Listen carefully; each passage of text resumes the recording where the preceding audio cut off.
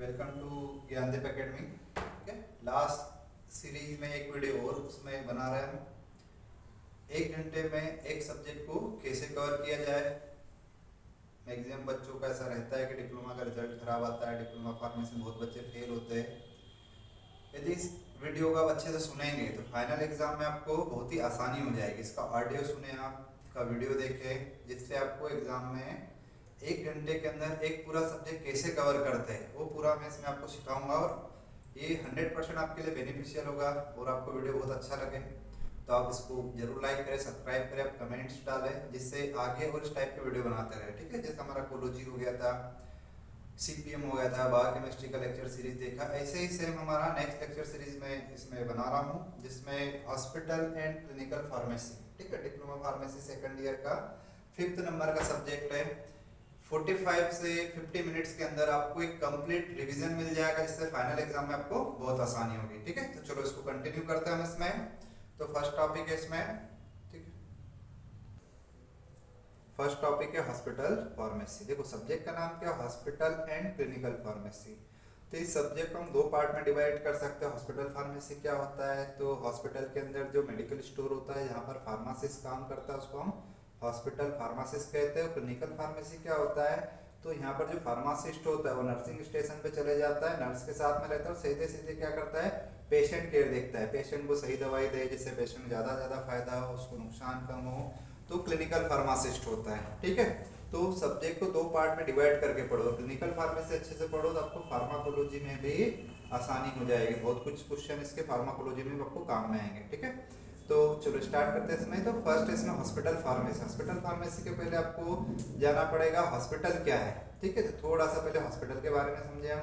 तो हॉस्पिटल एक इंस्टीट्यूशन है, एक ऑर्गेनाइजेशन है, build staff and equipped for, ना बनाया गया है, स्टाफ है वहाँ पर, इक्विपमेंट है वहाँ पर, किस चीज़ के लिए, बीमारियों की जांच करने के लिए, उनका ट्रीटमेंट करने के लिए। हॉस्पिटल के क्या फंक्शंस होते हैं, तो बीमारियों की जांच, diagnosis, X ray, CT scan, MRI, फिर हमारा बात करें इसमें ब्लड के टेस्ट, यूरिन एनालिसिस हो गई, ये सब चीज़ों, इन सब टेक्निक के थ्रू बीमारियों की जांच करें। ट्रीटमेंट में सर्जरी होता है, मेडिसिन के थ्रू ट्रीटमेंट होता है, रिसर्च होता है, पर क्लिनिकल ट्रायल्स होते हैं। ठीक है, ट्रेनिंग दी जाती है ना, जो डिप्लोमा कोर्सेस होते हैं, कुछ बड़े हॉस्पिटल है जहाँ पर उनकी ट्रेनिंग होती है, इंटर्नशिप होती है, यूजीपीजी के स्टूडेंट्स होते हैं, एजुकेशन, ठीक है, एमबीबीएस, एमडीएस, बीडीएस, ठीक है, और ओटी टेक्नीशियन, बहुत सारे कोर्सेस होते हैं, इसको बोलते हैं एजुकेशन। तो ये 5 टाइप के फंक्शंस होते हैं किसके, हॉस्पिटल के। हॉस्पिटल का क्लासिफिकेशन क्या है, तो on clinical basis medicine, surgery, maternity के बेस पे डिवाइड कर दिया। नॉन क्लिनिकल बेसिस बात करते हैं, आर्मी के hospital, navy hospital, charitable trust के हॉस्पिटल, प्राइवेट हॉस्पिटल हो गए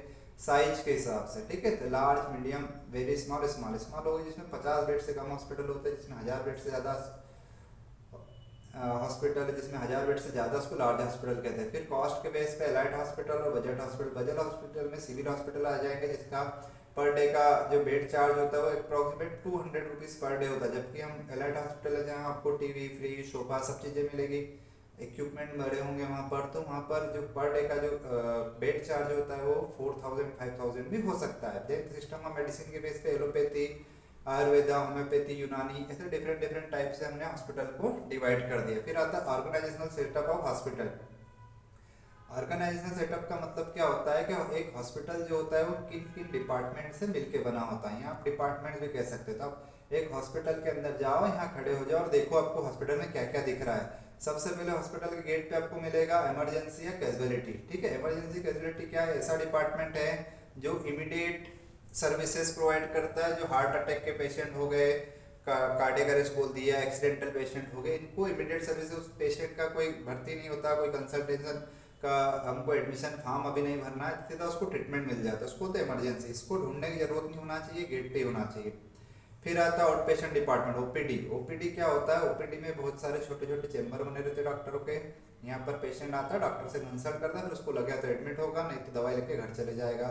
आईपीडी ऊपर चले जाएंगे, यहाँ पर पेशेंट एडमिट होते हैं। फिर नर्सिंग डिपार्टमेंट हो गया, एडमिनिस्ट्रेशन डिपार्टमेंट हो गया, पैरामेडिकल डिपार्टमेंट जिसमें बीमारियों की जांच की जाती है, x ray, CT scan, MRI, pathology वगैरह सब इसमें। एडमिन डिपार्टमेंट जो एडमिशन का काम देखेगा, फिर सैलरी देना स्टाफ को, स्टाफ रिक्रूट करना, ये सब एडमिन डिपार्टमेंट। तो ये तो हुआ सब हॉस्पिटल के बारे में। ठीक है, अब आ जाए मेन टॉपिक, हॉस्पिटल फार्मेसी क्या है। हॉस्पिटल के अंदर ऐसा डिपार्टमेंट जो ड्रग्स में डील करता है उसको हम कहते हैं hospital pharmacy. The department of hospital which deals with procurement, storage, compounding, dispensing, manufacturing, testing, packaging, distribution of drugs. दवाइयाँ खरीदता है, स्टोर करता है, बनाता है, डिस्पेंस करता है, उनकी पैकेजिंग करता है, पेशेंट की काउंसलिंग कराता है, उस डिपार्टमेंट को हम बोलते हैं हॉस्पिटल फार्मेसी। ठीक है, तो हॉस्पिटल फार्मेसी में जो काम करता है उसको बोलते हैं हॉस्पिटल फार्मासी। उसके क्या क्या काम होते हैं? तो दवाइयाँ डिस्पेंस करना, दवाइयाँ डिस्ट्रीब्यूट करना। ठीक है, हॉस्पिटल के अंदर अलग अलग वार्ड में दवाई को पहुंचाना, दवाइयाँ बनाना, फिलिंग, लेबलिंग,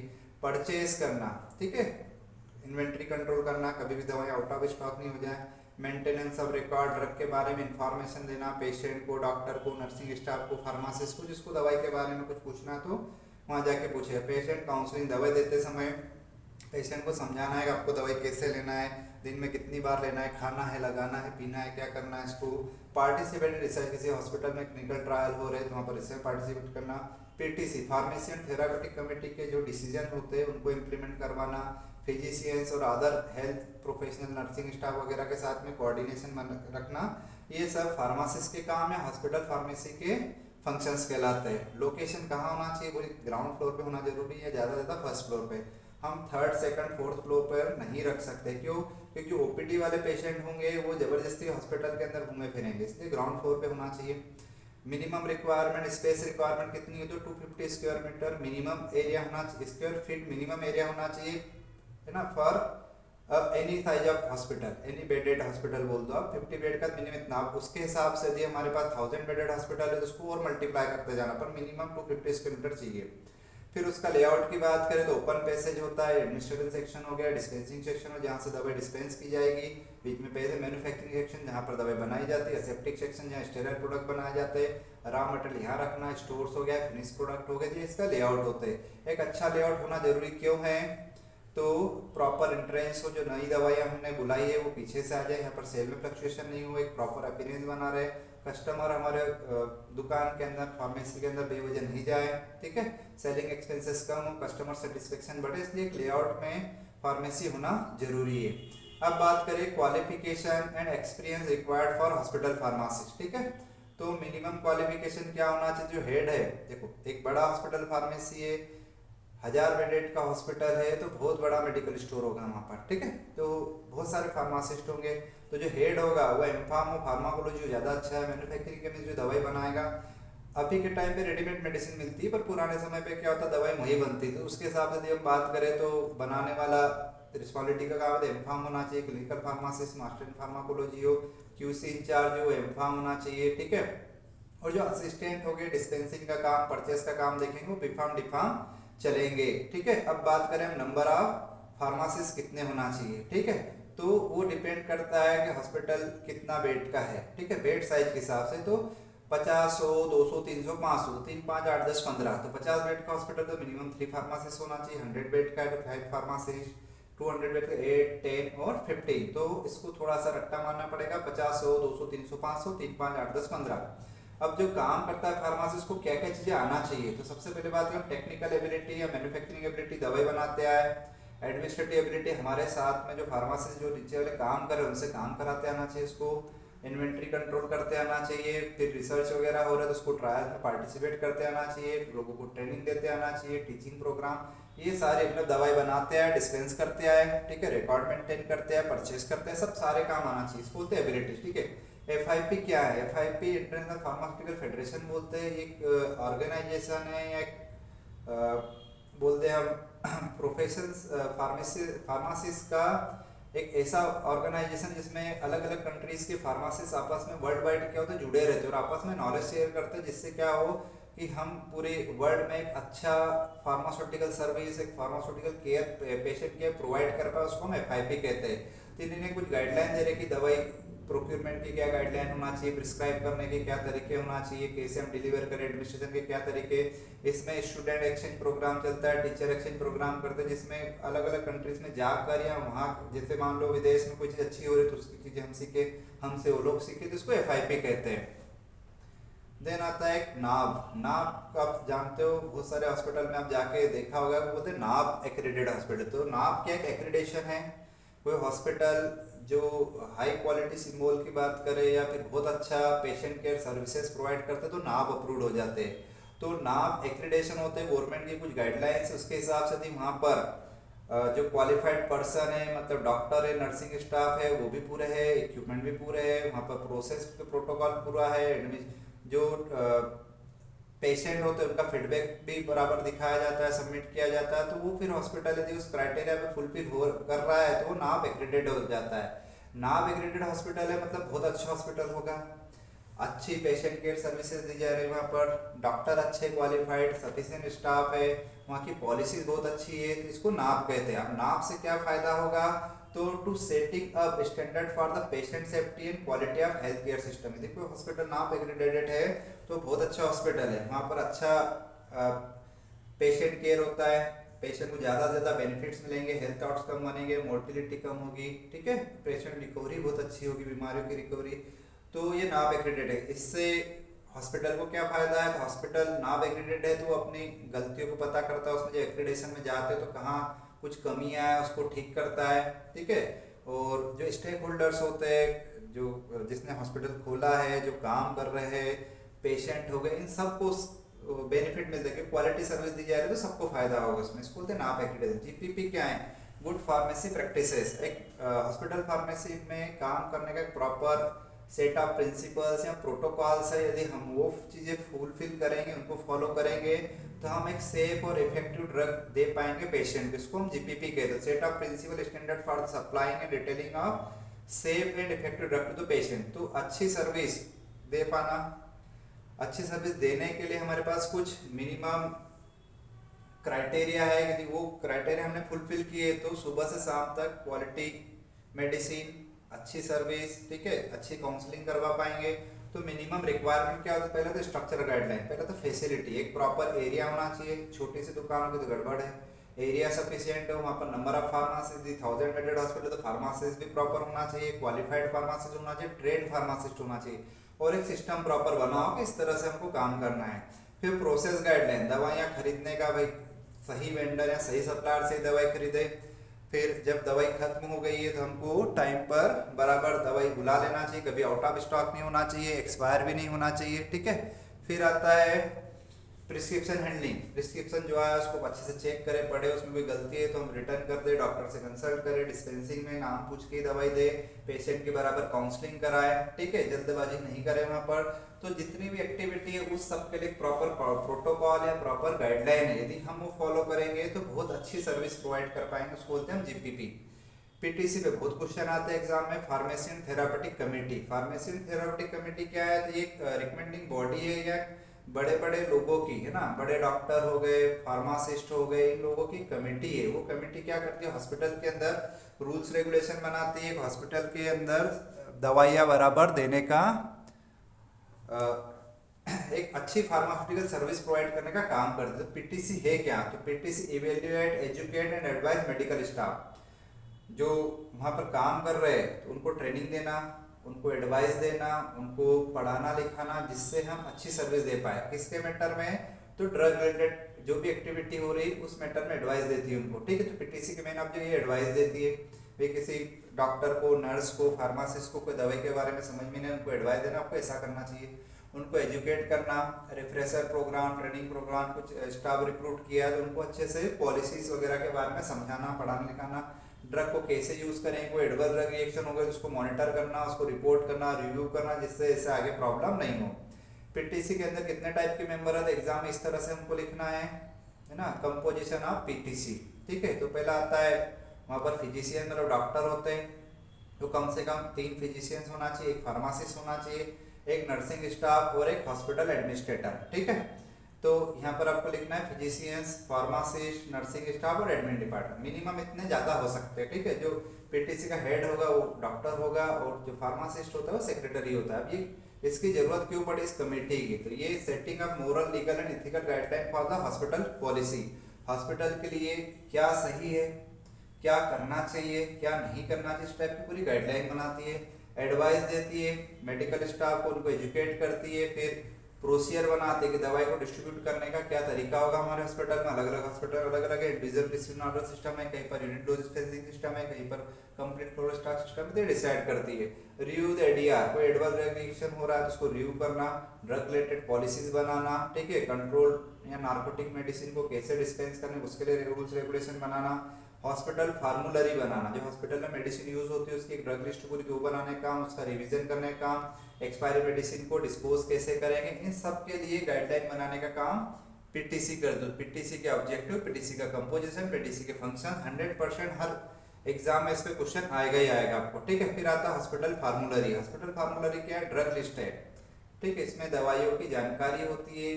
इस बुकलेट को सिंपल लैंग्वेज में बोलते हैं, बुकलेट है जिसके अंदर बहुत ही अच्छा डिस्क्रिप्शन, दवाइयों से रिलेटेड पूरा नॉलेज होता है। यदि किसी स्टाफ को, नर्सिंग स्टाफ को समझ में नहीं आ रहा तो बुकलेट खोल के देख लेगी, वहाँ पर उसको सब चीज़ें मिल जाएगी। इसको बोलते हैं हॉस्पिटल फार्मूलरी। तो ये हॉस्पिटल फार्मूलरी क्यों बनाएगी? तो ड्रग के बारे में इंफॉर्मेशन प्रोवाइड कर दें नर्सिंग स्टाफ को, फार्मासिस्ट को, डॉक्टर को, जिसको जरूरत पड़े, हॉस्पिटल की क्या क्या पॉलिसीज है, कुछ स्पेशल इंफॉर्मेशन आगे शेयर करने के लिए बुकलेट की जरूरत पड़ी हमको, ठीक है। कौन बनाता है? पीटीसी। तो फॉर्मूलरी, ये बुकलेट कौन बनाता है? पीटीसी बनाए। इसके अंदर क्या क्या होता है?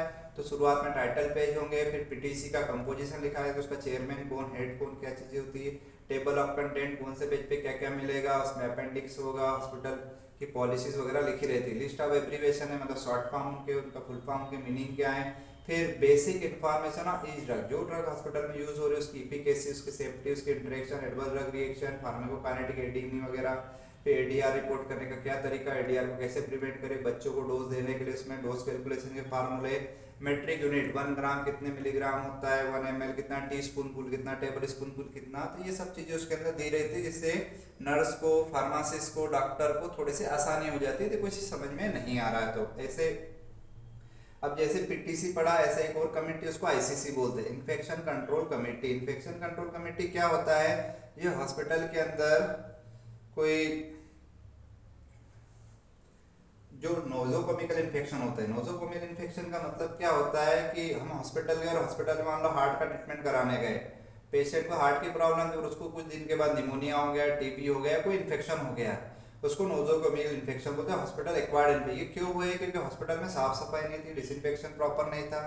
तो इससे बचने के लिए हॉस्पिटल ने कमेटी बना दी जो हॉस्पिटल के अंदर नोजोकोमियल इन्फेक्शन को फैलने से रोकती है, उसको कंट्रोल करती है। उस कमेटी को बोलते हैं हम इन्फेक्शन कंट्रोल कमेटी नाम से। इसके अंदर कौन होगा? तो इसके मेंबर की बात करें तो doctor, clinical microbiologist, infection control nurse हो गई, फिर अदर डिपार्टमेंट जैसे लेबोरेटरी डिपार्टमेंट, हाउसकीपिंग हो गया, फार्मेसी, सेंट्रल सप्लाई एडमिन। क्योंकि हाउसकीपिंग वाला जो लॉन्ड्री डिपार्टमेंट वगैरह हो गए, ये जो कपड़े प्रोवाइड करे ये साफ सुथरे होना चाहिए, ठीक है, स्टेराइल होना चाहिए, तो उससे पेशेंट बीमार हो जाएंगे।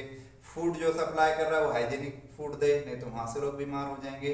तो ये कमेटी के अंदर हर डिपार्टमेंट का मेंबर होना जरूरी है। मेन ऑब्जेक्टिव क्या है? तो हॉस्पिटल से जो बीमारियां फैलती, इन्फेक्शन फैलते हैं, उनको कंट्रोल करने के लिए कमेटी की हमको जरूरत पड़ी। ये कमेटी क्या करती है? तो एड्रेसिंग द फूड हैंडलिंग, जो खाना सप्लाई किया जा रहा है कैंटीन से वो साफ सुथरा होना चाहिए, हाइजीनिक होना चाहिए। लॉन्ड्री हैंडलिंग, जो कपड़े पेशेंट को बेडशीट दे रही है उनको कपड़े पहनने के लिए वो साफ सुथरे हो, क्लीन हो। क्लीनिंग प्रोसीजर क्या है? दिन में कितने बार वहाँ पर डिसइंफेक्शन होता है, टॉयलेट क्लीनिंग क्या होती है, visitation policy, direct patient care practice. और जो बाहर से लोग मिलने आ रहे हैं उनके लिए भी रूल्स रेगुलेशन में बेवजह भीड़ भाड़ नहीं होना, तो खुद बीमार होंगे, पेशेंट को बीमार करके जाएंगे। तो ये आईसीसी कहलाता है, ठीक है। Anti microbial resistance, anti microbial resistance क्या होता है? तो हॉस्पिटल हम जो दवाइयाँ खा रहे हैं और वो दवाइयाँ काम नहीं कर रही किसी इन्फेक्शन, उसको हम एंटी माइक्रोबियल रेजिस्टेंस कहते हैं। Bacteria, virus, fungus, parasite change over the time and no longer respond to the medicine. मान लो ये बैक्टीरिया है, इसको हमको मारने के लिए कोई एंटीबायोटिक या एंटीबैक्टीरियल एजेंट खाया, पर ये बैक्टीरिया ने इस एंटीबायोटिक का असर इस बैक्टीरिया पे नहीं हो रहा है, तो इसको बोलते हैं रेजिस्टेंस आ जाना, ठीक है।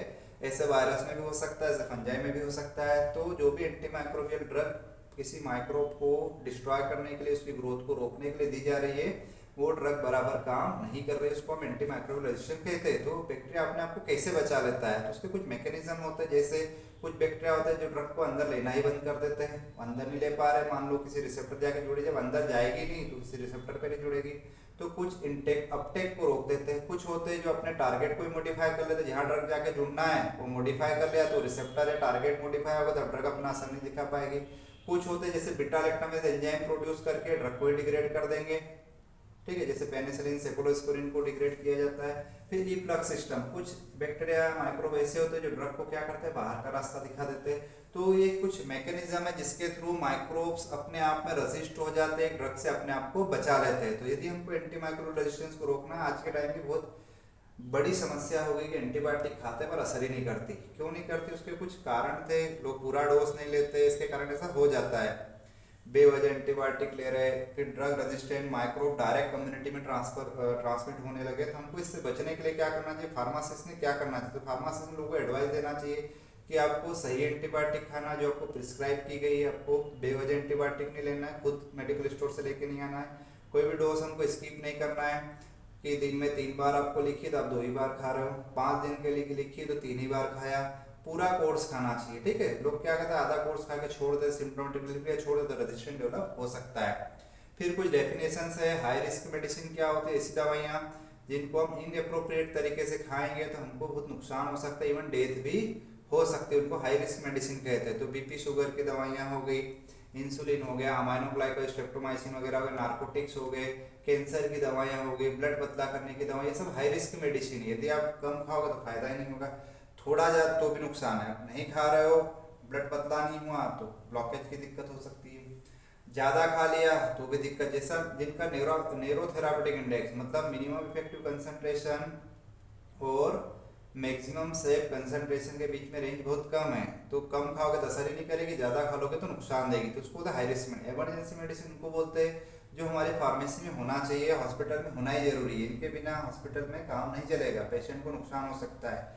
तो पेशेंट को prevent the risk and harm to the patient, तो ऐसी दवाइयाँ जो इमीडिएट अटेंशन या इमीडिएटली मिलना चाहिए पेशेंट को, तो जैसे ऑक्सीजन हो गया, नाइट्रोग्लिसरीन, एस्पिरिन वगैरह, ये सब हॉस्पिटल में होना जरूरी है। H1 मेडिसिन क्या होता है, तो शेड्यूल एच और शेड्यूल एक्स से कुछ दवाइयाँ मिलाकर H1 बनाती है, रेस्ट्रिक्टेड मेडिसिन होती है, इनको बिना प्रिस्क्रिप्शन के हमको सेल नहीं करना है। ठीक है, तो एक्स और एच की मिली जुली मेडिसिन है, तो जैसे सिफेक्सिम, सेफोडॉक्सिम, ये सेफलोस्पोरिन हो गए, टीबी की दवाइयाँ हो गई, कुछ नार्कोटिक्स हो गए, ये सब H1 मेडिसिन के। एनडीपीएस तो आप जानते हैं, narcotic drug and psychotropic substance, जो नशा कराते हैं, जिनसे या मेंटल साइकेट्रिक डिसऑर्डर में जो दवाइयाँ यूज करते हैं, जैसे एम्फेटामिन हो गया, चरस, कोकेन, गांजा वगैरह सब एनडीपीएस कहलाते हैं। रिजर्व एंटीबायोटिक किसको बोलते हैं, ऐसी एंटीबायोटिक जिनको लास्ट रिजोर्ट बोल दिया कि शुरुआत से नहीं देना चाहिए, जब सारे अल्टरनेटिव खत्म हो गए अब ये देना चाहिए। ठीक है, तो reserve antibiotic should be treated as the last resort option which should be accessible when the all alternatives are failed. हमने कभी भी घर पर किसी पेशेंट को एजियोट्रेनम लगाते नहीं देखा होगा, मेरोपेनम नहीं देखा, ये सब हॉस्पिटल में यूज करते हैं, है ना। कुछ जब इन्फेक्शन बहुत ज्यादा हो जाता है तो देना चाहिए, बेवजह ये दवाइयाँ नहीं देते। ठीक है, इनके एडवर्स इफेक्ट बहुत ज्यादा होते हैं। तो ये मोनोबेक्टम हो गए, कार्बापेनम हो गए, ये सब क्या होती है, रिजर्व एंटीबायोटिक कहलाती है। ठीक है, चलो अब आता है, चलो मेडिकल स्टोर हमने खोल लिया है, अब हमको दवाई खरीदना है, तो दवाई खरीदने की क्या प्रोसेस होगी, उसको बोलते हैं हम परचेस या परचेसिंग। ठीक है, यदि हम सिलेबस में बात करें तो हम आगे कहाँ पर, यहाँ पर आगे 4th यूनिट के अंदर। ठीक है, परचेस प्रोसीजर क्या होती है। ठीक है, तो दवाई परचेस करना है हमको, तो सबसे पहले हमको क्या करना पड़ेगा, एक परचेस रिक्विजिशन बनाना पड़ेगी। परचेस रिक्विजिशन क्या होता है, एक लिस्ट बनाए, इसको फ्लो चार्ट में लिख सकते हैं, परचेस की प्रोसीजर क्या है। तो एक लिस्ट बनाओ, उस लिस्ट के अंदर ड्रग का नेम लिखेंगे, उसकी क्वांटिटी लिखेंगे, कितना खरीदना है। फिर हमको ये डिसाइड करना है दूसरे स्टेप में कि किससे खरीदे, वेंडर कौन होगा। एक अच्छा वेंडर क्या हो, जिसके अंदर इतने राइट्स, इतनी रहे ना, राइट सोर्स जो लीगल हो, किसी फर्जी इंसान से नहीं खरीदना है ना, जिसके राइट, जो अच्छी क्वांटिटी, सही क्वांटिटी में दे, है ना, सही क्वालिटी, है ना, खराब दवाइयाँ नहीं दे दे, क्वांटिटी भी सही दे, रेट भी सही लगाए, सही समय पर, उसका लीड टाइम भी सही हो, ऐसा नहीं कभी 5 दिन में कभी 15 दिन में दे रहा है, हमारी दुकान पे डिलीवरी दे के जाए, उसका ट्रांसपोर्टेशन का तरीका भी सही हो। तो पहले हमने लिस्ट बनाई, फिर हमने सप्लायर सेलेक्ट किया, फिर हमने उसको ऑर्डर दे दिया, उस ऑर्डर की फोटो कॉपी करके रखना है। फिर हमारे पास जब सामान आ जाता है 2 दिन, 4 दिन, 5 दिन में, तो उसको रिसीव करेंगे और चेक करेंगे, हमने जितना ऑर्डर दिया उतना ही आया, हो सकता है सप्लायर के पास क्वांटिटी कम थी तो नहीं भेजा होगा। फिर हमको बिल भी चेक करना है, कई बार गड़बड़ हो जाती है कि हमारी लिस्ट के हिसाब से बिल बना दिया, बाकी उसने सप्लाई हमको कम दी है, तो बिल जरूर चेक करना है। फिर बाकी ऑडिट वगैरह में काम में आ गया तो उसको रिकॉर्ड में करके रखो, फिर पेमेंट रिलीज कर दो। जब भी कोई प्रोसेस लिख उसको फ्लो चार्ट में लिखना है। परचेस रिक्विजिशन बनाया, वेंडर सेलेक्ट किया, फिर ऑर्डर प्लेस किया, फिर ऑर्डर रिसीव किया, फिर चेक करा, फिर पेमेंट हमने उसको बिल को रिकॉर्ड में रखा, ऐसा करके, और फिर इसके अंदर थोड़ा थोड़ा लिखना है। फिर यहाँ पर लिखा हमने सिलेक्शन ऑफ सप्लायर, उसके अंदर क्या क्वालिटीज होना चाहिए, तो यहाँ लिखो सिलेक्शन ऑफ सप्लायर, और इसे लिखो हमको right source, right quality, right quantity, right price, right time, जैसे फ्लो चार्ट बनाकर इस टाइप के डायग्राम बना के एग्जाम में लिखना है आपको। फिर आता है टेंडर या कोटेशन क्या होता है। आप देखते हो न्यूज़पेपर में टेंडर निकलते हैं कि भैया ये रोड बनाना है, हमको ये इंस्ट्रूमेंट चाहिए, दवाइयाँ चाहिए, तो इसे टेंडर निकाला जाता है। तो टेंडर या कोटेशन है क्या, तो एक रिटर्न ऑफर होता है टू डू अ वर्क, कोई काम करने के लिए भी टेंडर निकलता है, या फिर provide specific material at a given price with in a prescribed period under the specified condition. इस रेट में इतने दिनों तक इस क्वालिटी का मटेरियल में सप्लाई करूंगा, ठीक है, इस टाइप का ऑफर होता है, रिटर्न, उसको टेंडर बोलते हैं। तो टेंडर है कोटेशन के अलग अलग टाइप से, पहले तो ओपन टेंडर, जैसे मान लो बहुत बड़ा हॉस्पिटल है हमारा, हमको मेडिसिन चाहिए और जो क्वांटिटी ऑफ परचेस है वो क्या बहुत ज़्यादा लार्ज है, बहुत ज़्यादा चीज़ें चाहिए, तो हम ओपन टेंडर निकालेंगे, लीडिंग न्यूज़पेपर में ऐड देंगे, फिर लोग क्या करेंगे, जो सप्लायर होंगे वो अपना कोटेशन लिख के भेज देंगे हमको कि मैं ये दवाई इस रेट में इतने दिनों तक इस कंपनी का माल दूंगा, इसको तो ओपन टेंडर, हमको न्यूज़पेपर में डालना पड़े, इसके लिए कुछ पैसा लगेगा। फिर आता है लिमिटेड टेंडर, जब हमारी जो परचेस है वो मॉडरेट है, बहुत ज़्यादा नहीं है, तो हमको 10, 12, 15 सप्लायर होते हैं, उनको अपना लिस्ट बना के भेज देते हैं, हमको ये सामान चाहिए, तो उसको बोलते हैं मॉडरेट। और सिंगल टेंडर कब निकालते हैं, इसमें एक ही सप्लायर को हम हमारा लिस्ट ऑफ मेडिसिन भेज देंगे कि जो प्रोप्राइटरी मेडिसिन होती है जो उसी के पास मिलेगी, कहीं और मिलनी नहीं है, या फिर कोई ऑर्डर हमने 1 महीने पहले लिया था और ऑर्डर लगाना है, तो रेट तो कम ज़्यादा होते रहते हैं, फिर उसको वापस लिस्ट भेजें तो अपना ऑफर लिख के भेज देगा। ओरल टेंडर कब निकालते हैं, अब इसमें हम रिटर्न फॉर्मेलिटी नहीं करते, जब कोई दवाई बहुत ही माइनर है, बहुत ज़्यादा उसकी वैल्यू नहीं है, बहुत महंगा नहीं है, या फिर हमको दवाई बहुत अर्जेंट में चाहिए, इसके बिना हमारा काम नहीं चल सकता है, तो हम ये फॉर्मेलिटी नहीं करते कि हमने लिस्ट भेजी, फिर वो उधर से पूरा कोटेशन बना के देगा, फिर उसको डन करेंगे, टाइम लग जाएगा, तो उसमें क्या करते हैं, फ़ोन कर लिया 2-4 लोगों को, भैया ये हमको दवाई चाहिए अभी अवेलेबल, बोले हाँ क्या रेट लेगा, ये लेगा, चलो भेज दो, ठीक है। फिर आता है ग्लोबल टेंडर। ग्लोबल टेंडर कब लगा, जब लार्ज कॉन्ट्रैक्ट होती है, दूसरी लैंग्वेज में देखे जाए आप समझने के एग्जाम्पल, जैसे कोई डैम बनता है, कोई मेट्रो का प्रोजेक्ट है, हाईवे बनता है, तो उसमें इंडिया नहीं, बाहर के लोगों को भी, बाहर के जो सप्लायर है या जो बाहर की कंपनियां होती है उनको भी ऑफर दिया जाता है, क्योंकि वो हमको बाहर के लोग कम पैसे में अच्छी क्वालिटी की चीज़ दे सकते हैं। ऐसे यदि मेडिसिन में बात करें तो मान लो किसी कोई ने 1000 बेडेड के 50 हॉस्पिटल इंडिया में कोई चेन खोलनी है, उसमें दवाइयाँ बहुत सारी लगेगी, तो फिर क्या करेगी वो ग्लोबल टेंडर निकालेगी, तो बाहर के सप्लायर भी अपना ऑफर उसमें हमको लिख के देंगे, तो ये कहलाता है टेंडर या कोटेशन, ठीक है। फिर आता है हमारा इन्वेंट्री कंट्रोल। इन्वेंट्री कंट्रोल क्या होता है, तो सबसे पहले बात करें इन्वेंट्री क्या है, तो इन्वेंट्री किसको बोलते हैं, तो हमारे रिसोर्स ऑन हैंड बोल दो, ठीक है, हमारे दुकान पे जो भी सामान है, दवाइयाँ है, फर्नीचर है ना, या जो ऑर्डर में लगा, जो ऑन रोड रास्ते में आ रहा है, वो सब चीज़ें क्या करें, इन्वेंट्री कहलाती है। तो रॉ मटेरियल, ठीक है, जैसे कोई फर्नीचर की दुकान है तो वो फर्नीचर बना रहा, तो उसके लिए क्या किया हमने, कच्चा माल लेके आया, फिर कुछ फर्नीचर बन रहा है, कुछ बन के तैयार है, ठीक है, और जो भी सामान दुकान के अंदर, उसको सबको एक साथ कहते हैं हम इन्वेंट्री। पे बहुत क्वेश्चन आता है, इसको अच्छे से पढ़ना, ठीक है। तो कितना खरीदूं, कितना स्टॉक में है, कैसे खरीदूं, कहाँ कैसा इन्वेस्ट करूं, ये सब इन्वेंट्री कंट्रोल कहलाता है। तो ये इन्वेंट्री कंट्रोल के मेन ऑब्जेक्टिव क्या है, तो मैक्सिमम कस्टमर सर्विस, कोई भी कस्टमर हमारे दुकान से खाली हाथ नहीं जाए, कभी भी प्रोडक्ट आउट ऑफ स्टॉक नहीं हो जाए। मिनिमम इन्वेंट्री इन्वेस्टमेंट, कम पैसे में दुकान चले, खुल जाए हमारी, ठीक है, इन्वेस्टमेंट भी कम से कम हो, और लो कॉस्ट प्लांट ऑपरेशन या मिनिमम रनिंग एक्सपेंसेस, दुकान चलाने में लगने वाले खर्च भी कम से कम हो, ठीक है। तो इसकी कुछ टेक्निक्स है, जैसे एबीसी एनालिसिस, वीडी एनालिसिस और यूकी एनालिसिस। एबीसी एनालिसिस में क्या करते हैं हम, प्रोडक्ट को, ये बड़े नोट्स के अंदर आप देखोगे तो उसमें और अच्छे से आपको मिल जाएगा, 3 कैटेगरी में बांट दे, ए, बी और सी। ए जो बहुत ही एक्सपेंसिव मेडिसिन, वो ए में आ जाती है, हमारे बजट का 70% कंज्यूम करती है, इन्वेंट्री का 10% कंज्यूम करती है, ए पे बहुत ज़्यादा ध्यान देने की जरूरत है, ए का बहुत ज़्यादा सेफ्टी स्टॉक नहीं रखते। बी जो होता है वो मॉडरेट कहलाता है ना, मतलब ये इन्वेंट्री का 20% और हमारे बजट का 20% लेती है, इस पे थोड़ा कम ध्यान देना है। और सी पे बहुत कम ध्यान देना है, क्योंकि सी बहुत ही सस्ता होता है, इन्वेंट्री में बहुत जगह घेरता है, इसका हम स्टॉक भी भर सकते हैं। ऐसा करके प्रोडक्ट को बाइफरकेट कर दे, अलग अलग कैटेगरी में बांट दे, इस तरह से हम इन्वेस्ट करें, इस तरह से हम उस पर ध्यान दें, तो दुकान बहुत अच्छी चलेगी, ठीक है। फिर आता है ईओ की, इकोनॉमिक ऑर्डर क्वांटिटी का मतलब होता है कितनी क्वांटिटी में बुलाए हमारे लिए वो इकोनॉमिकल होगा। तो 2 प्रकार के खर्चे होते हैं दवाई बुलाने में, और दवाई के रख रखाव में होने वाले खर्च। यदि हम इकट्ठी बुलवा लेंगे तो ऑर्डरिंग कास्ट कम हो जाएगी पर कैरिंग कास्ट बढ़ जाएगी। यदि हम थोड़ा थोड़ा करके बुलाएंगे तो ऑर्डरिंग कास्ट बढ़ जाएगी, कैरिंग कास्ट घट जाएगी। तो ऐसी कौन सी क्वांटिटी होगी जो हमारे लिए सबसे इकोनॉमिकल हो? 1000, 2000, 5000 कितने इंजेक्शन कितने कैप्सूल बना, तो वो क्वांटिटी पता करने की 3 टेक्निक्स है। इसके अंदर टेबुलर मेथड है, टेबल बनाएंगे और बड़े वाले नोट्स में आपको सब मिलेगा वहां पर, उसको अच्छे से समझाया भी मैंने। Number of order per year, फिर लॉट साइज हो गया, कैरिंग कॉस्ट हो गया, ट्रांसपोर्ट ऑर्डरिंग कॉस्ट हो गया, टोटल कॉस्ट हो गया, तो उससे निकाल सकते हैं। दूसरा ग्राफिकल मेथड से हम ग्राफ बनाएंगे, टोटल जो कॉस्ट हो रही है और यहाँ क्वांटिटी के बीच में, तो जो सबसे लोएस्ट पॉइंट होता है वो हमारा EOQ होती है। और अलजेब्रिक मेथड में फार्मूला दे रखा है EOQ इक्वल टू √2AB/CS। ए क्या है?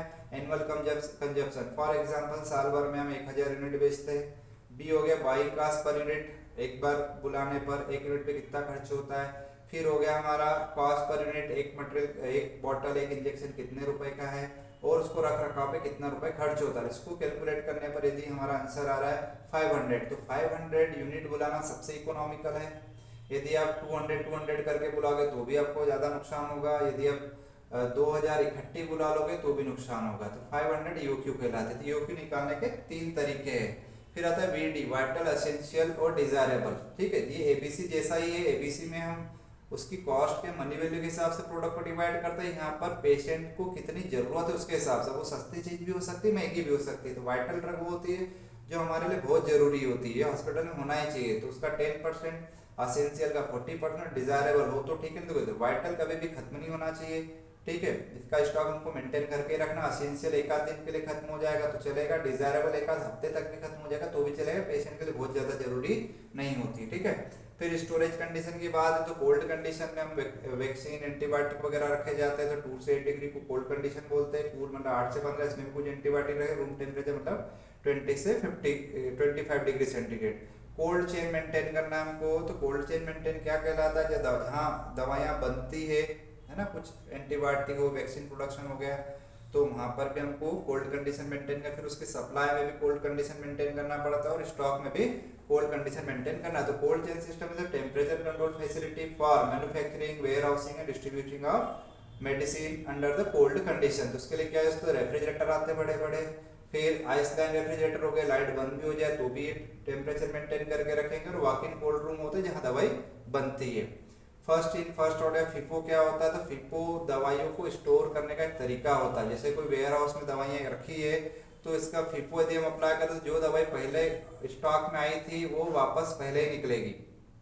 जो यहाँ फर्स्ट जो एक्सपायर होने वाली, जैसे फॉर एग्जांपल कोई 1 मार्च 2023 की बात कर रहा हूँ, इसका लॉट है, और एक जो है वो दिसंबर 23 का है, तो सबसे पहले कौन सा जाएगा? ये मार्च 23 वाला बाहर, ये पहले आया था इसलिए पहले जाएगा। ऐसा करने से हमारी दवाइयाँ कभी एक्सपायर नहीं होगी, हमको कभी भी घाटा नहीं जाएगा, उसको बोलते हैं हम FIFO। ठीक है, तो फर्स्ट इन फर्स्ट आउट। ठीक है, तो मटेरियल रिसीव्ड फर्स्ट, ठीक है, इशूड फर्स्ट। ठीक है, तो ensuring the quality and safety of drug, वो अच्छी मेडिसिन होगी, डिग्रेड नहीं होगी, एक्सपायर नहीं होगी, पेशेंट के लिए भी सेफ है। इसके फायदा इंक्रीज द कस्टमर सेटिस्फेक्शन बढ़ेगा, हमारे खर्च कम से कम होंगे, उसमें प्रोडक्ट आउटडेटेड नहीं होगा, एक्सपायर नहीं होगा। ठीक है, ड्रॉबैक क्या है? एक अच्छा वेयर हाउस वाला सिस्टम चाहिए, ड्रग को ट्रैक करने का, लॉट को ट्रैक करने का तरीका चाहिए हमको। ठीक है, फिर आता है guideline for the safe disposal of expiry medicine. Expiry medicine को कैसे डिस्पोज किया जाता है? तो कुछ केसेस में आप मैन्युफैक्चरर को रिटर्न कर देते हैं, 40% 30% रिटर्न हो जाती है, या फिर उसको जमीन में गाड़ दो, लैंडफिल हो गया, इनकैप्सुलेशन हो गया, उनको जला दिया जाता है। ठीक है, फिर कुछ प्रोडक्ट को पानी में बहा दिया जाता है, तो उसके कुछ अलग अलग तरीके होते हैं, उसको बोलते हैं disposal of expiry medicine. Narcotic को कैसे डिस्पोज करना है? तो ये फार्मासिस्ट के, पुलिस के सुपरविजन में डिस्पोज करना है, जिससे लोग इसका मिसयूज नहीं करें। इसमें भी उसको क्या करें? वेस्ट इमोबिलाइजेशन, इनकैप्सुलेशन होता है, फिर इंसिनरेशन होता है, उसको जला दिया जाता है। डिफरेंट टेक्निक्स थ्रू ऐसा करते हैं। कोई डॉक्यूमेंट लगते हैं इन्वेंट्री कंट्रोल के लिए, तो डॉक्यूमेंट जस्ट नाम याद रखना है। ठीक है, ये थोड़ा सा इंपॉर्टेंट है। Drug distribution techniques, 5th unit पे आ गए हम। Drug distribution technique. Drug distribution technique का मतलब होता है कि हॉस्पिटल के अंदर दवाई कैसी बांटी जाती है। ठीक है, तो आउट पेशेंट को दवाई दी जाती है और इन पेशेंट को, आउट पेशेंट को सीधे सीधे हम दे देते हैं वहीं पर। ठीक है, तो आउट पेशेंट किसको बोलते हैं? जो पेशेंट हॉस्पिटल में एडमिट नहीं होता, जो बेड ऑक्यूपाई नहीं कर। आउट पेशेंट मतलब इमरजेंसी पेशेंट जो आया है जस्ट अभी, वो एडमिट नहीं हुआ है, तो हार्ट अटैक का पेशेंट हो उस आउट पेशेंट बोलते हैं। रेफरल किसी डॉक्टर ने रेफर किया, वहाँ जाके दिखा दो। प्राइमरी केयर जो आता जाता है उसको कैसे, इसको फ्लो चार्ट बनाना। पहले डॉक्टर ने प्रिस्क्रिप्शन लिखा, फार्मासिस्ट ने रिसीव किया, फिर मटेरियल कलेक्ट किया, फिर उसको डिस्पेंस किया, फिर पेमेंट किया, रिकॉर्ड मेंटेन करती है। आउट पेशेंट एक्टिविटी चार्ट होता है, उसको फ्लो चार्ट में लिखना।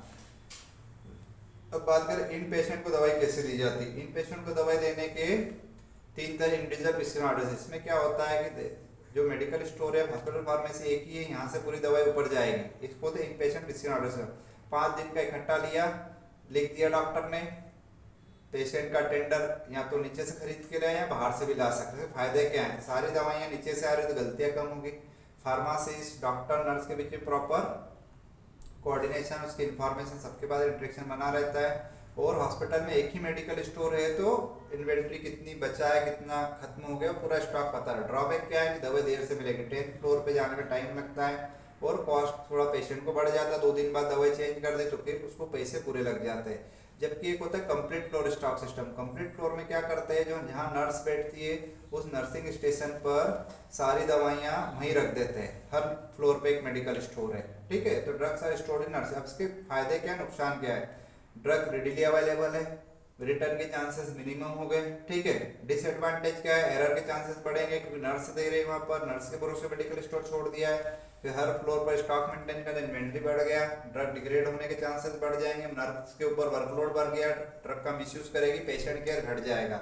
इसके भी कुछ अलग अलग तरीके, charge floor stock system, non charge floor stock system. फिर आता है unit dose dispensing. Unit dose dispensing में क्या करते हैं कि दवाई आ रही नीचे से ही, बट पूरी 5 दिन की इकट्ठी नहीं पहुंचे। अभी 8 बजे जो दवाई देनी है वो पहुंचा दी, फिर सुबह जो देना है फिर पहुंचाएंगे, फिर दोपहर जो फिर पहुंचे, इसको यूनिट डोज।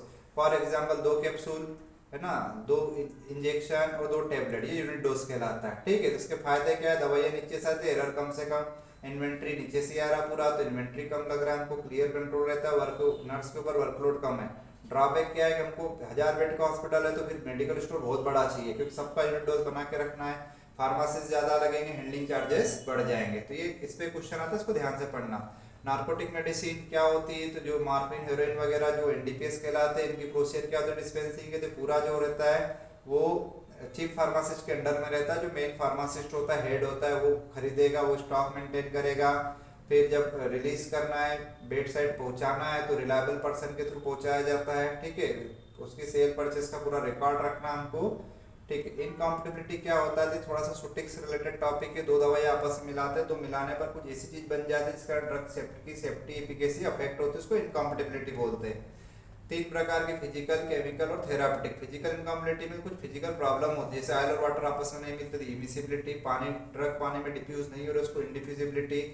फिर 2 लिक्विड के आपस में मिलाया, लिक्विड आपस में मिलाने पर कोई सॉलिड चीज बन जाए, उसको प्रेसिपिटेशन। और लिक्विफिकेशन क्या होता है? तो पाउडर को आपस में मिला और अपने आप क्या हो गया, मेल्ट हो गया।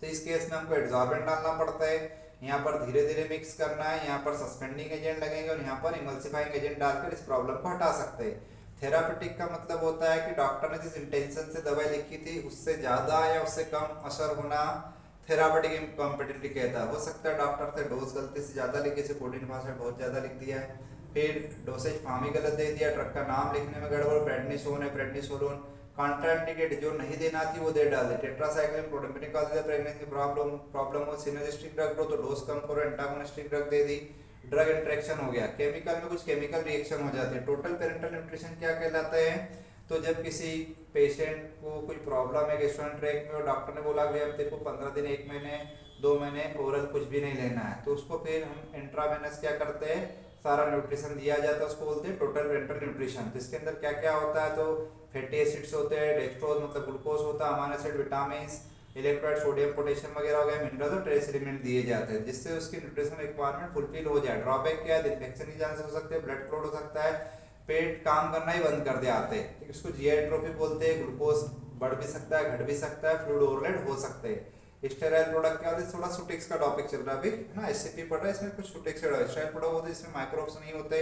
एक अच्छा पेरेंटल इंजेक्शन कैसा होना चाहिए या ऑप्थेल्मिक? तो इट शुड बी स्टेराइल हो, लीन माइक्रोब्स नहीं, आइसोटोनिक हो, पायरोजन फ्री हो, क्लियर हो, 7.4 pH हो, फिजिकल केमिकल स्टेबल हो और उसके अंदर कोई भी इम्प्योरिटीज नहीं हो। ठीक है, फिर प्रिपरेशन के लिए क्या क्या चीजें लगती है, तो हमको व्हीकल लगेगा, उसमें वाटर सबसे बेस्ट व्हीकल, जब ड्रग पानी में नहीं घुलेगा तो ऑयल वगैरह लेना पड़ेगा। इसके अलावा ड्रग को घोलने के लिए सॉलिडाइजिंग एजेंट, एंटीऑक्सीडेंट जो केमिकल रिएक्शन से बचा, बफरिंग एजेंट जो पीएच मेंटेन करे, preservative, benzalkonium chloride, sodium chloride ophthalmic वगैरह में डालते हैं। ठीक है, और टोनिसिटी मेंटेनिंग एजेंट के लिए सोडियम क्लोराइड वगैरह डाले जाते हैं। मैन्युफैक्चरिंग की क्या क्या प्रोसेस होती है, पहले ग्लासवेयर वगैरह है ना, कंटेनर वगैरह क्लीन करो, मटेरियल कलेक्ट करो, उसको बनाओ, फिल्टर करो, अल्ट्रा फिल्ट्रेशन करना पड़ेगा, कंटेनर भरा, फिर सील किया, स्टेराइल कर लिया। उसके बाद कुछ टेस्टिंग है, इवेल्यूएशन, स्पेसिफिक बहुत क्वेश्चन आते हैं। तो कोई एम्प्यूल है, उसको क्या क्या एक मतलब हमने 10,000 एम्प्यूल बनाए तो 10,000 में से कुछ को लेकर चेक करना है सही बने कि गलत बने, उसको बोलते हैं इवेल्यूएशन ऑफ पेरेंट्रल। इसमें कोई लिविंग माइक्रोब तो नहीं रहेगी। इसके दो टेक्निक्स है, डायरेक्ट इनोकुलेशन मेथड और मेम्ब्रेन फिल्ट्रेशन मेथड। दो मीडिया लेते हैं, उसमें कप बनाते हैं, प्रोडक्ट डाला, फिर उसको इंक्यूबेटर में रखा, और फिर देखते हैं टर्बिटी तो नहीं है, टर्बिटी आ गया मतलब प्रोडक्ट स्टेराइल नहीं था, टर्बिटी नहीं है मतलब product sterile. Membrane filtration method में प्रोडक्ट को पहले एक फिल्टर पेपर से फिल्टर कर दे, दो पार्ट में कट कर दे, soybean casein digest media, fruit thioglycollate media लेते हैं, फिर उसको इंक्यूबेटर में रखते हैं, फिर देखते हैं टर्बिटी तो नहीं है। क्लैरिटी टेस्ट क्यों करते हैं, तो उसके अंदर कोई सॉलिड पार्टिकल तो नहीं है, तो एक बार ब्लैक बैकग्राउंड और व्हाइट बैकग्राउंड के सामने रख के देख लेते हैं कि उसमें कुछ सॉलिड पार्टिकल होंगे तो दिख जाएंगे, तो दिख रहा है तो उसको रिजेक्ट कर दे। लीकेज टेस्ट प्रॉपर तरीके से सील हुआ है कि नहीं हुआ, तो उसको मिथिलीन ब्लू डाई में डीप करते हैं, फिर वॉश करते हैं, जो डाई अंदर चलेगा मतलब वो लीकेज है। पायरोजन टेस्ट क्या होता है, तो and product of micro organism को पायरोजन बोलते थे, पायरोजन होगा तो उससे एलर्जी होती है, बॉडी टेम्परेचर बढ़ जाता है। रैबिट टेस्ट, रैबिट का टेम्परेचर हमारे टेम्परेचर के बराबर ही होता है, तो 6 हेल्दी रैबिट लेना है, उसके रेक्टम में थर्मामीटर लगा देना, बॉडी टेम्परेचर नोट करना है, फिर उसको प्रोडक्ट दे देना, और 6 में से 3 या 3 से ज्यादा में टेम्परेचर बढ़ गया मतलब पायरोजन प्रेजेंट है। लाल टेस्ट में क्या करते हैं, हासूक्रेप का ब्लड का लिक्विड लेते, लिम्फ लेते, लिक्विड होता है, प्रोडक्ट मिला है इसमें, प्रोडक्ट मिलाने के बाद यदि ये जेल में कन्वर्ट हो गया तो यहाँ पर हमारे प्रोडक्ट में पायरोजन था जो एंटीजन का काम किया, उससे रिएक्ट करके वो जम गया, मतलब वो पायरोजन फ्री नहीं है। रेडियो फार्मास्यूटिकल क्या होते हैं, रेडियोएक्टिव सब्सटेंस होते हैं जिनसे अल्फा बीटा गामा रेडिएशन निकलती है, उसको हम रेडियो फार्मास्यूटिकल कहते हैं, जो बीमारियों के ट्रीटमेंट में या डायग्नोसिस में यूज होता है। जैसे आर्डिन 131 थायराइड के अंदर थायराइड की जांच में यूज करते हैं, पॉलीसाइथेमिया में फास्फोरस 32 यूज करते हैं, गोल्ड 94, ये सब रेडियोएक्टिव कंपाउंड है। इनको कहाँ स्टोर करना है, वेलक्रोज कंटेनर रखना है, प्रॉपर एरिया असाइन किया जाता है, वहाँ पर कोई दूसरे लोग नहीं जाते। डिस्पेंसिंग के लिए प्रॉपर डोज देना चाहिए हमको, पेशेंट के वेट वगैरह के हिसाब से। डिस्पोजल है ना, कोशिश करें कि फालतू वेस्ट जनरेट ही नहीं हो, यदि हो भी रहा है तो उसको प्रॉपर मैनर में गवर्नमेंट की गाइडलाइन के हिसाब से डिस्पोज करना चाहिए। वहाँ क्या क्या सावधानियां रखना है, तो जो प्रिपरेशन एरिया है वहाँ पर मिनिमम क्वांटिटी लेके रेडियो फार्मास्यूटिकल की, उस एरिया को मार्क करके रखे, फालतू लोग वहाँ पर नहीं जाए, प्रॉपर प्रोटेक्टिव क्लॉथ हो, वहाँ पर ग्लव्स वगैरह पहने, कुछ खाए नहीं पिए नहीं, स्मोक नहीं करें वहाँ पर। Application of computer in pharm, बहुत क्वेश्चन आते हैं, क्या काम में आता है कंप्यूटर फार्मेसी में, तो रिकॉर्ड मेंटेन करने के लिए, इन्वेंट्री कंट्रोल, कितना खरीदा कितना बेचा है, जिसका रिकॉर्ड हो जाए तो कभी सिस्टम में मिल रहा है कि 10 इंजेक्शन कहीं बचे तो जरूर होंगे, भले हमको कार्टून में नहीं दिख रहे, ये इन्वेंट्री कंट्रोल कहलाते हैं। मेडिकेशन मॉनिटरिंग, पेशेंट को दवाई देने के बाद उसको फायदा हो रहा है नुकसान हो रहा है वो देख लेते हैं हम, हो रहा है कि नहीं हो रहा है। ड्रग के बारे में इंफॉर्मेशन कंप्यूटर में मिल जाती है, पेशेंट का पूरा डेटा कंप्यूटर में रहता है, डेटा हम स्टोर कर सकते हैं, डेटा वापस फाइंड आउट करने में आसानी है, क्योंकि हम फाइल वगैरह में चेक करने में बहुत दिक्कत आती है, पर कंप्यूटर में सर्च मारो, नाम मोबाइल नंबर झट से मिल जाएगा। मार्केटिंग में कंप्यूटर की जरूरत पड़ती है, हॉस्पिटल रिटेल फार्मेसी में और फार्मेकोक्वालिटी कुछ सॉफ्टवेयर होते हैं, 2-3 सॉफ्टवेयर के नाम याद रखना है इसमें, ठीक है। फिर आता है क्लिनिकल फार्मेसी। क्लिनिकल फार्मेसी क्या होता है, सीधे सीधे पेशेंट के, तो फार्मेसी वो ब्रांच है वो सीधे सीधे पेशेंट केयर देखती है, पेशेंट को दवाई कैसे डिस्पेंस करना, उसको कैसे एडवाइस करना जिससे पेशेंट को सेफ और तर्क संगत सही दवाई मिले, उसको हम क्लिनिकल फार्मेसी कहते हैं। जो काम करता है पर्सन वहाँ पर उसको क्लिनिकल फार्मासिस्ट कहते हैं। इस सब्जेक्ट को पढ़ना तो ध्यान रखना है इसमें कि हाँ जो फार्मासिस्ट है वो नर्स के साथ में रहता है और सीधे सीधे पेशेंट पे ध्यान देता है। तो फार्मासिस्ट के अंदर क्या क्वालिटी, तो कम्युनिकेशन स्किल अच्छी हो, पेशेंट को नर्स को इनको सबको अच्छे से अपना नॉलेज शेयर के इन्फॉर्मेशन शेयर कर पाए। क्लिनिकल स्किल, बीमारियों के बारे में, दवाइयों के बारे में अच्छा नॉलेज हो उसको, डॉक्टर से, नर्स से, फार्मासिस्ट से सबसे रिलेशन अच्छे हो, और मॉनिटरिंग ड्रग थेरेपी, ड्रग देने से फायदा हो रहा है, नुकसान हो रहा है, नहीं हो रहा है, वो सब पता करते आना चाहिए। क्या क्या काम करता है, जब पेशेंट भर्ती होता है तो उसकी हिस्ट्री लेता है, दवाइयाँ डिस्पेंस करता है, ड्रग थेरेपी सिलेक्ट करता है, ड्रग की मॉनिटरिंग करता है, एडवर्स ड्रग रिएक्शन को मैनेज करता है, ड्रग के बारे में इंफॉर्मेशन प्रोवाइड करता है, ड्रग रिलेटेड पॉलिसीज बनाता है, रिसर्च प्रोग्राम में पार्टिसिपेट करता है, ट्रेनिंग देता है। एडवर्स ड्रग रिएक्शन क्या होती है, तो हॉस्पिटल कि मतलब कोई दवाई हम खा रहे हैं जिससे कुछ अनवांटेड अनडिजायरेबल इफेक्ट आ रहा है उसको हम एडवर्स ड्रग रिएक्शन कहते हैं। इसके अलग अलग टाइप जैसे side effect unwanted but unavoidable होते हैं, होना नहीं चाहिए पर होंगे ही होंगे, इनको अवॉइड नहीं कर सकते, प्रिडिक्टेड पहले से मालूम होता है हर पेशेंट में ऐसा होता है। जैसे हम H1 ब्लॉकर किसी को दो, प्रोमाजिन, डाइफेनेड्रामिन है ना, क्लोरफेनिरामिन, तो उससे सेडेशन होगा ही होगा, किसी को एस्ट्रोजन दो उससे उल्टियाँ होगी, ये सेकेंडरी साइड इफेक्ट है। सेकेंडरी इफेक्ट जो होते हैं प्राइमरी एक्शन का कॉन्सिक्वेंस में ही होते हैं। जैसे टेट्रासाइक्लिन हमने पैथोजन को मारने के लिए खाया, उन्हें हमारे हाथों के अच्छे बैक्टीरिया को मार डाला, जिससे हमको नया इन्फेक्शन हो गया। कार्टिकोस्टेरॉइड इम्यूनिटी को कम करने के लिए अस्थमा वगैरह में दिए जाते हैं इन्फ्लेमेशन कम करने के लिए, बट उससे इम्यूनिटी इतनी कम हो जाती है कि हमको एक्टिव ट्यूबरक्लोसिस में कन्वर्ट हो जाती है, लेटेंट वाली। हमको दूसरे इन्फेक्शन टॉक्सिक इफेक्ट जो होते हैं ज्यादा डोज में ले लो या ज्यादा दिन खाओ तब आएंगे। जैसे ब्लड पतला करने की दवाई या शुगर की दवाई ज्यादा खा लो तो ब्लड बहुत पतला हो जाएगा, या फिर स्ट्रेप्टोमाइसिन वगैरह का ज्यादा दिन यूज करने से कान और किडनी खराब हो जाता है। एलर्जी होती है स्प्रिंग से होती है। इडियोसिंक्रेसी कहाँ होती है, जो जेनेटिकली एबनॉर्मल पर्सन हो तो उसमें कोई दवाई देने के कारण के कुछ एबनॉर्मल रिएक्शंस होते हैं, उसको हम इडियोसिंक्रेसी इफेक्ट बोलते हैं। जैसे हिमोलाइसिस हो जाता है प्राइमाक्विन से, क्लोराम्फेनिकॉल से, एप्लास्टिक एनीमिया हो जाता है, बोन मेरो डिप्रेशन हो जाता है। ड्रग इंटॉलरेंस फर्स्ट डोज में कोई प्रॉब्लम है उसको ड्रग इंटॉलरेंस बोलते हैं। फोटोसेंसिटिविटी, कोई दवाई लेने से लाइट से एलर्जी होगी उसको फोटोसेंसिटिव बोलते हैं। हमारे स्किन के अंदर ड्रग या ड्रग का मेटाबोलाइट डिपॉजिट हो जाता है, सनलाइट में जाते हैं तो फोटोकेमिकल रिएक्शन होती है, जिससे स्किन डैमेज होने जैसे कुछ सिम्टम देखे, स्किन पे रेशेस हो जाएंगे, ब्लिस्टरिंग, स्किन का निकलना, इस टाइप के प्रॉब्लम जैसे फ्लोरोक्विनोलोन, टेट्रासाइक्लिन वगैरह इनसे होता है। ड्रग आप अचानक से छोड़ दो तो ड्रग विड्रॉल सिम्टम्स आएंगे, जैसे बीटा ब्लॉकर को अचानक से छोड़ा था, यदि हम एंजाइना के लिए बीटा ब्लॉकर खा रहे हैं और एकदम से छोड़ दिया अब नहीं खाना है तो एंजाइना की प्रॉब्लम बढ़ जाएगी। स्टेरॉइड अस्थमा में ज्यादा दिन ले रहे और बंद कर दिया अचानक से तो अस्थमा की प्रॉब्लम बढ़ जाए। टेरेटोजेनिसिटी क्या होती है, कोई दवाई प्रेग्नेंट लेडी ने खाई है तो वो दवाई बच्चे के अंदर जाए, बच्चों के अंदर यदि एब्नॉर्मलिटी कर रही है इस टाइप की दवाई को टेरेटोजन कहते हैं, और इस प्रॉब्लम को होते हैं टेरेटोजेनिसिटी। जैसे टेट्रासाइक्लिन से बच्चों में टिट इफेक्ट आ जाते हैं, क्लोराम्फेनिकॉल से ग्रे बेबी सिंड्रोम हो जाता है। कार्सिनोजेनिसिटी और म्यूटाजेनिसिटी का मतलब होता है, कार्सिनोजेनिसिटी का मतलब किसी ड्रग से कैंसर हो जाना, म्यूटाजेनिसिटी मतलब कुछ म्यूटेशन हो जाना। हेट्रोजेनिक इफेक्ट का मतलब होता है ड्रग के कारण कोई बीमारी हो, जैसे आइसोनेजिन ज्यादा खाने से लीवर खराब हो गया। फिनोथाजिन ये एंटी साइकोटिक ड्रग है, इससे पार्किंसोनिज्म हो जाता है। एनएसआईडी ज्यादा दिन खाने से पेट में छाले हो जाते हैं। और ड्रग डिपेंडेंट ड्रग की लत लग जाना, ये भी साइकोलॉजिकल और एक्चुअल डिपेंडेंस भी होते हैं। ड्रग इन्फॉर्मेशन सर्विस, ड्रग के बारे में पेशेंट को, नर्स को, डॉक्टर को इन्फॉर्मेशन देना ड्रग इन्फॉर्मेशन सर्विसेज कहलाता है। जो डिपार्टमेंट इस टाइप की सर्विसेज प्रोवाइड करता है उसको हम ड्रग इन्फॉर्मेशन सेंटर कहते हैं।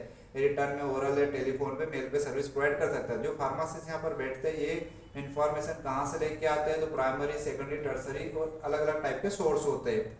फिर आता है मेडिकेशन हिस्ट्री। जब कोई पेशेंट डॉक्टर से मिलने जाता है तो डॉक्टर से मिलने के पहले फार्मासिस्ट उससे कुछ इंटरव्यू ले लेता है, उसको हम पेशेंट इंटरव्यू भी कहते हैं या मेडिकेशन हिस्ट्री भी बोलते हैं। तो detailed, accurate and complete account of all drug patient had taken और करंटली टेकिंग, जो दवाइयाँ खा चुका है या खा रहा है उसकी पूरी जानकारी लेना मेडिकेशन हिस्ट्री कहलाता है। तो क्या क्या पूछता है, पहले कौन सी दवाइयाँ खाई है, अभी कौन सी खा रहा है, प्रिस्क्रिप्शन मेडिसिन कौन सी खा रहा है, बिना प्रिस्क्रिप्शन के कौन सी ला रहा है, घर पे क्या इलाज कर रहा है, ट्रेडिशनल रेमेडीज वगैरह है ना, कोई दवाई से एलर्जी तो नहीं, फूड हैबिट क्या है, ड्रग एब्यूज तो नहीं है। ये सारी इन्फॉर्मेशन लिख देंगे जिससे डॉक्टर उसको अच्छा इलाज दे पाएगा, एलर्जी वाली दवाई नहीं दे पाएगा। जो दवाइयाँ खा के असर नहीं कर पा रही वो दवाई नहीं देगा, अच्छी दवाई देगा उसको, तो उसको जल्दी फायदा हो। कहाँ से इन्फॉर्मेशन कलेक्ट करता है, पेशेंट से। पेशेंट यदि बेहोश है, वो बराबर है, मेंटली इल है तो उसके केयर गियर, फैमिली मेम्बर से, उसकी मेडिकेशन वायल स्ट्रिप वगैरह से, उसकी प्रिस्क्रिप्शन से पता कर लेता है। पेशेंट काउंसलिंग क्या होता है, पेशेंट को दवाई के बारे में जानकारी देना। पेशेंट से मेडिकल स्टोर है, हम उसको दवाई डिस्पेंस कर रहे हैं तो उसको क्या कर रहे हैं, दवाई के बारे में समझा रहे हैं, उसको पेशेंट काउंसलिंग कहते हैं। ठीक है, सबसे पहले हम पेशेंट को रिलैक्स करना है, खुद को इंट्रोड्यूस देना है, फर्स्ट स्टेप में उसको ओपनिंग सेशन बोलते हैं, तो थोड़ा पेशेंट सुनने लायक बन जाए। फिर उससे इन्फॉर्मेशन गैदर करते हैं, एक बड़े नोट्स में अच्छे से मैंने समझाया इसको। फिर उसको क्या करते हैं हम वहाँ पर, है ना, पहला, दूसरा या तीसरा पॉइंट है काउंसलिंग कंटेंट डिलीवर करते हैं। दवाई कैसे निकाल, जैसे ऑगमेंटिन की पैकिंग मैंने बताई थी आपको कि वो इन जनरली कोई उसको खोल नहीं सकता, उसको दिखा डेमोस्ट्रेट करके बताना पड़ेगा कि स्पेसिफिक पैकिंग है। तो ठीक है, रूट कौन से रूट से लेना है, कितनी बार लेना है, कितने दिनों तक लेना है, इस दवाई से एलर्जी कैसी होती है, इससे साइड इफेक्ट कैसे हो जाए, ड्रग के साथ ड्रग मत खाना, ड्रग के साथ फूड मत खाना। लास्ट आता है क्लोजिंग सेशन, उसमें अंडरस्टैंडिंग को चेक करना, कुछ क्वेश्चन पूछ रहे देखो समझ में आया नहीं आया, मैं वापस से एक बार समराइज कर दो, अपना नंबर दे दो, तो अगली बार वो आपको बराबर कॉल कर ले कुछ दिक्कत आए तो। ठीक है, इसको बोलते हैं पेशेंट काउंसलिंग। ठीक है, नेक्स्ट इसमें कुछ ड्रग रिलेटेड प्रॉब्लम देख लेना। टेस्ट, हीमेटोलॉजिकल टेस्ट, ब्लड की जांच कराना, आरबीसी, डब्ल्यूसी, प्लेटलेट वगैरह, तो हीमेटोलॉजिकल टेस्ट कहलाता है, उधर बायोकेमिस्ट्री में भी पढ़ के आया। ठीक है, फिर आता लीवर फंक्शन, लीवर बराबर काम कर रहा है नहीं कर रहा, लीवर में कोई प्रॉब्लम तो नहीं है, तो ये सब चीजें उसमें बढ़ेगी। ठीक है, बस ये दो चीजें क्या होगी, कम हो जाएगी। जब लीवर का काम है प्रोटीन बनाना और लीवर खराब है तो फिर प्रोटीन कम बनेगा तो काउंट कम हो जाता है। बाकी सब चीजें क्या होती है, बढ़ जाती है। एसजीपीटी, एसजीओटी, एलपी, ये बड़ा हुआ रहा मतलब लीवर खराब है, ये घट जाए।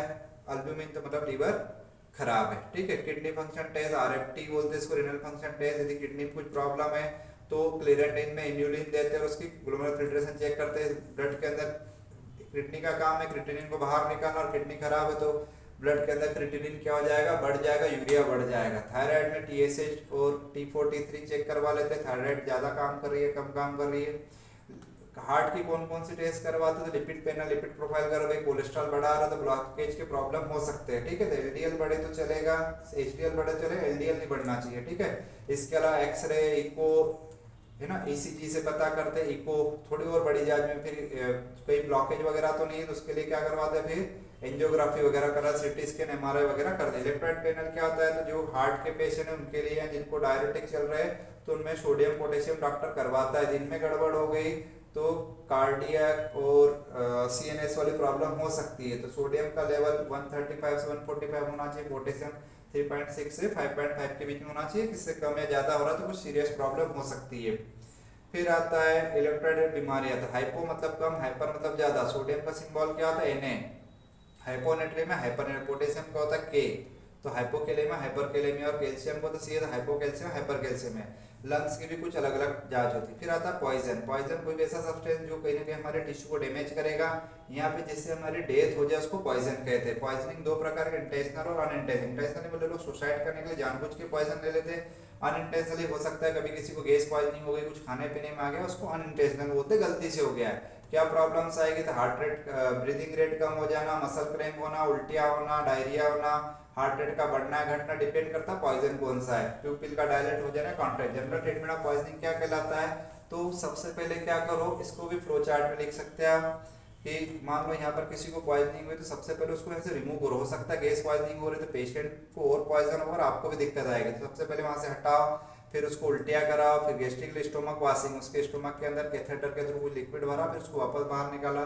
सिलेक्टिव एंटीडायट दो, पॉइजन को निकालने के लिए डायरेटिक्स, लेक्सेटिव और डायलिसिस करवाना पड़ेगी। और सिम्टोमेटिक ट्रीटमेंट, पॉइजन के कारण बीपी बढ़ रहा है, शुगर बढ़ रही है, सर दर्द कर रहा है, बुखार आ रहा है, तो वैसा इलाज करवाना पड़ेगा। एंटीडोट क्या होता है, जो पॉइजन के अगेंस्ट में एक्शन दिखाते हैं, पॉइजन को ठीक करने के काम, उसको एंटीडोट। चार प्रकार के, फिजियोलॉजिकल, केमिकल, मैकेनिकल और यूनिवर्सल। ठीक है, फिजियोलॉजिकल एंटीडोट स्पेसिफिक होते हैं, ठीक है, जैसे एट्रोपिन देते हैं हम इंसेक्टिसाइड पॉइजनिंग में, एडीटी देते हैं लेड पॉइजनिंग में, एक्टिवेटेड चारकोल मैकेनिकल एंटीडोट है, पॉइजन को अपने पर सोख लेता है, एब्जॉर्ब कर लेता है, उसको ब्लड में जाने से रोकता है। यूनिवर्सल एंटीडोट जब देते हैं जब नेचर ऑफ पॉइजन के अननोन हो।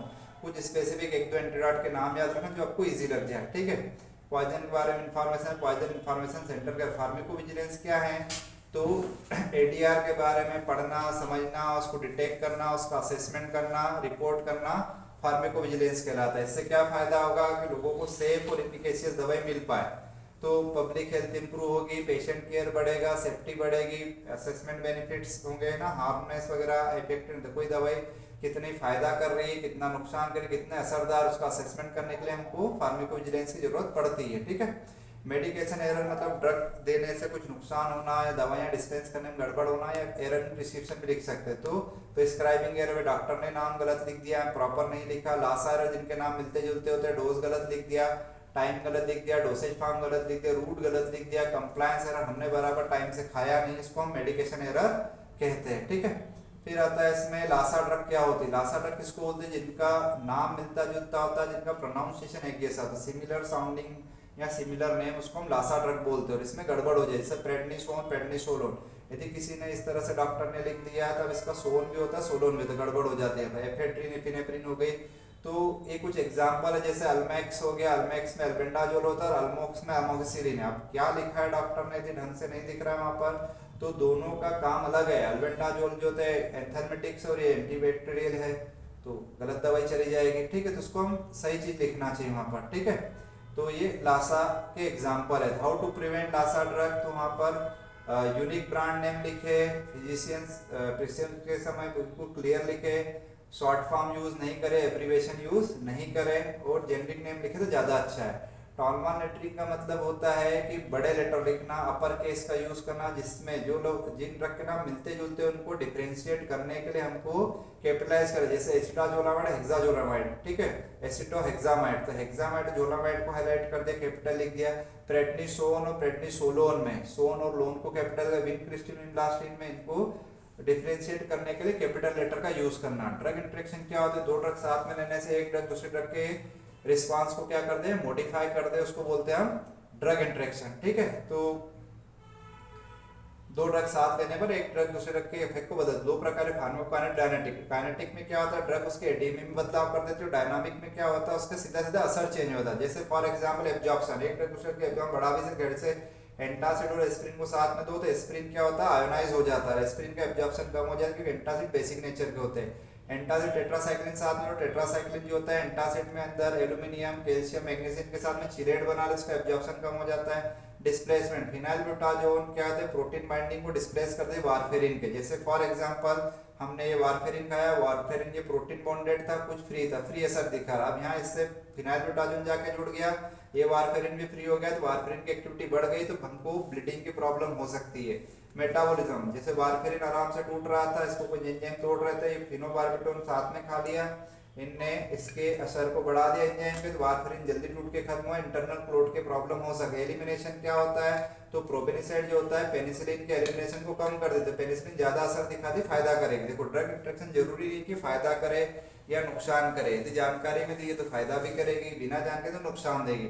डायनामिक में क्या होता है, एडीएमई में चेंज नहीं होता, सीधे सीधे टारगेट साइड या रिसेप्टर साइड पे जाकर चेंज होता है, ठीक है। तो डायनामिक्स क्या होता है, सीधे असर, तो एंटागोनिज्म मतलब एक ड्रग दूसरे ड्रग के असर को कम कर, सिनर्जिज्म मतलब एक ड्रग दूसरे ड्रग के असर को बढ़ा देती है। जैसे ट्राइमेथोप्रिन और सल्फामेथ्रिन, ये कोट्रिमोक्साजोल हम लेते हैं, कोट्रिमोक्साजोल में क्या होता है, दोनों बैक्टीरियोस्टैटिक नेचर, एक दूसरे केवल बैक्टीरिया की ग्रोथ को रोकती है, पर साथ में देने से क्या होता है, बैक्टीरियोसिडल एक्शन आ जाता है। ऐसे ही अब बीपी को कम करने लिए दवाएं आप साथ में खाओ, पर डोज कम करके खाओ, पर हमने डोज कम नहीं करा तो बीपी बहुत कम हो सकता है। इसलिए ड्रग इंटरेक्शन जानकारी में लो तो फायदा करेगी, बिना जानकारी के लोगे तो नुकसान देगी। एंटागोनिज्म जैसे एसिटाइल हार्ट रेट को कम करता है, नार्डिन हार्ट रेट को बढ़ाता है, बिना जानकारी के दो तो दोनों दवाएं यूजलेस है, कोई फायदा ही नहीं हो रहा है, ठीक है। इसको बोलते हैं हम ड्रग इंटरेक्शन, ठीक है। तो ये पूरा एससीपी हमारा हो गया, ठीक है। इसमें कोई डाउट हो तो पूछ लेना।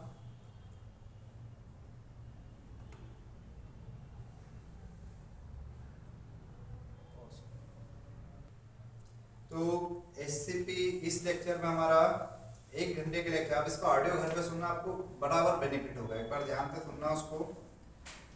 ये 1 घंटे के अंदर पूरा रिवाइज करने के लिए थोड़ा सा फास्ट करना पड़ता है, पर जो बच्चे मेरे लेक्चर सुनते रहते हैं, जो क्लास कर रेगुलर, उनको समझ में आ रहा होगा कि इस लेक्चर का क्या फायदा है, ठीक है।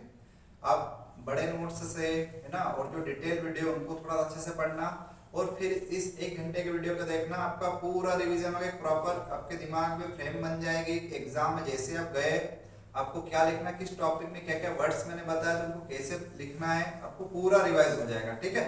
और डिटेल में देखने के लिए आप चैनल को सब्सक्राइब कर लेना, मैं और वीडियोस पे डालूंगा। फिर हमारा ज्ञानदीप एकेडमी का ऐप है वो डाउनलोड कर लो, उस पर आपको रिकॉर्डेड वीडियो और डिटेल नोट्स पूरे मिल जाएंगे, ठीक है। ऐसे सेम वीडियो और अगले सब्जेक्ट के आएंगे, सब्सक्राइब करना, आपको बराबर नोटिफिकेशन आपके पास आ जाएगा, ठीक है। Thank you so much.